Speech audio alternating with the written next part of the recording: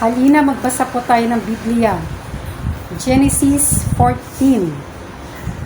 Iniligtas ni Abram si Lot ng panahon iyon sina Haring Amraphel na Sinar, Ariok na Elasar, Kedorlaomer na Elam, at Tidal na Goyim ay nakipagdigma kina Haring Bera na Sodoma, Birsha na Gomora, Shinab na Adma, Shemeber na Seboim, at Zoar na Bela.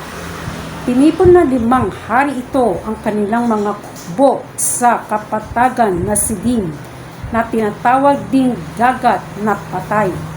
Ang mga ito ay 12 taon nang nasasakop ni Kedorlaomer, ngunit ng ika-13 na taon, nagkaisa-isa silang umaklas laban sa kanya. 1 taon buhat na sila'y umaklas, dumating si Kedorlaomer kasama ang mga haring kakampi niya upang sila'y muling sakupin. Nalupig na niya ang mga bansang kanyang dinadaanan, ang mga Refaita sa Astarot, Karnaim, ang mga Suzita sa Ham, at ang mga Emita sa Zabe Kiryataim. Tinalo na rin nila ang mga Horeo sa kabundukan na Seir hanggang sa Elparan. Sa gilid na disyerto, buhat doon, bumaling silang patungo sa Kades at sinakop ang lupain ng mga Amalika at ng mga Amoreo sa Hazazon Tamar. Tinipon nga ng mga hari na Sodoma, Gomora, Adma, Seboim at Bela ang kanilang mga hukbo sa kapatagan na Sidim. At doon nila hinarap sina Haring Kedorlaomer na Elam, Tidal na Goyim, Amraphel na Sinar at Ariok ng Elasar. 5 laban sa 4. Natalo ang 5 hari at nang sila'y tumakas sa labanan, ang hari ng Sodoma at ang hari ng Gomora ay nahulog sa balon ng Alkitran na marami sa dakong iyon. Ang iba't nakatakas papunta sa kabundukan, kaya sinamsam na 4 na hari ang lahat ng ari-arian na tagpuan sa Sodoma at Gomora, pati ang pagkain doon. Binihag din nila ang pamangkin ni Abram at na si Lot na nakatira sa Sodoma at kinuha ang lahat ng ari-arian nito. Isang takas ang nagbalita ang pangyayari ito kay Abram sa Hebreo, na noon nakatira malapit sa tabi ng sagradong kahuyan ni Mamre, isang Amoreo. Si Abram at si Mamre kasama ang mga kapatid niya sina Eskol at Aner ay may umiiral na kasunduan. Pagkarinig niya sa nangyari sa kanyang pamangkin si Lot, tinawag niya ang kanyang mga tauhan at nakatipon siya ng 318 mandirigma. Sinundan nila ang mga kalabang hari hanggang sa Dan.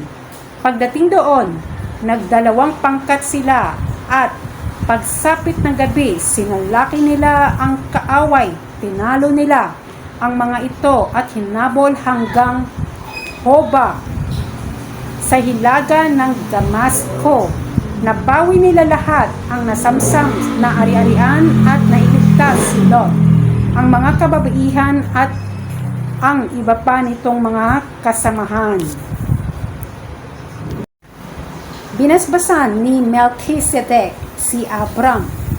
Sa pagbabalik ni Abram, pagkatapos niyang talunin si Haring Kedorlaomer at ang iba pang mga hari kasama nito, sinalubong siya ng hari ng Sodoma sa libis ng Sabe na tinatawag ding libis ng hari. Dinalhan siya ni Melchizedek, hari ng Salem at hari ng kataas-taasang Diyos, na tinapay at alak at binasbasan. Pagpalain ka nawa, Abram, ng kataas-taasang Diyos na lumikha ng langit at lupa Purihin ang kataas-taasang Diyos na nagbigay sa iyo ng tagumpay at ibinigay ni Abram kay Melchizedek ang ikasampung bahagi ng lahat ng kanyang nasamsam buhat sa labanan. Sinabi na hari na Sodoma kay Abram, iyo na ang lahat ng bagay na nakuha mo, subalit ibalik mo sa akin ang lahat ng mga tauhan ko. Ngunit sumagot si Abram, sumumpa ako sa harapan ni Yahweh, ang kataas-taasang Diyos na lumikha ng langit at lupa. Nangako ako, hindi kukuha ng anuman sa iyo kahit kaputol na sinulid o tali na sandalyas, para wala kang masabi na ikaw ang nagpayaman kay Abram.